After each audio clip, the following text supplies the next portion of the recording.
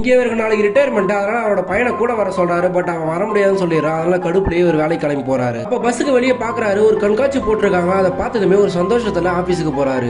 ஆபீஸ்ல இருக்க எல்லாருமே இவரை பார்த்ததுமே உங்களுக்கு நாளைக்கு தான் கடைசி நாள், அதனால நீங்க எந்த வேலையும் செய்யத்தால ரெஸ்ட் எடுங்கன்னு சொல்றாங்க. பட் அதை கேட்டதுமே இவருக்கு டென்ஷன் ஆகுது. தென் நீங்க வச்ச ஒரு ஃபைல காணும் எங்கன்னு கேட்கிறாரு. அது புதுசா சாதம் எடுத்துட்டு போயிட்டாங்க, உங்களுக்கு எதுக்கு சார் நீங்க ரெஸ்ட் எடுன்றாங்க. திரும்ப அதை கேட்டதுமே அங்க இருக்க எல்லாரையும் கத்தி விட்டுறாரு. ஆனா இவர் இதெல்லாம் நினைச்சுதான் பாத்துருக்காரு, யாருமே திட்டாம ஓகேன்னு சொல்லிடுறாரு. அன்னைக்கு ஆபீஸ்ல முடிஞ்சிருது. வரும்போது அந்த கண்காட்சிக்கு போறாரு. அப்ப அங்க இருக்க ஒரு பொண்ணு கிட்ட, நான் சின்ன வயசுல இருந்து இதே மாதிரி ரயில்லாம் போனேன்னு எனக்கு ரொம்ப ஆசையா இருக்கும், பட் குடும்பத்துக்காக எல்லாத்தையும் மறைச்சிக்கிட்டு வாழ்ந்துட்டு இப்ப எனக்கு ரிட்டையர்மெண்ட் ஆயிடுச்சுன்னு சொல்லிட்டு ரொம்ப ஃபீல் பண்ணி சொல்றாரு. அடுத்த நாள் இவரும் ஃப்ரெண்டுகளோட சேர்ந்து ஆபீஸ் கிளம்பி வரும்போது அந்த இடத்துல போய் பாக்குறாரு, ஒரு பில்டிங்கா இருக்கு. இங்க ஒரு கண்காட்சி நடந்து என்னாச்சுன்னு கேட்கறாரு. ஒரு வருஷமா இங்க பில்டிங் மட்டும் தான் கட்டிட்டு இருக்காங்கன்னு சொல்றாங்க. ஆனா இதை பார்த்த ஆபீஸ் ஃப்ரெண்ட்ஸுங்க எல்லாருமே இவருக்கு என்னாச்சுன்னு தெரியாம முடிச்சிட்டு இருக்காங்க. அப்ப ஃபேர்வெல் பார்ட்டில இவரோட சட்டையை கட்டுறாரு. ஆக்சுவலா அந்த கண்காட்சியில உடம்பு ஃபுல்லா இவர் பச்சை குத்தி வச்சிருப்பாரு, அதெல்லாம் இப்ப காமிப்பாரு. அதை பார்த்ததுமே தான் நம்புறாங்க இவருக்கு மட்டும் ஏதோ மிராக்கிள்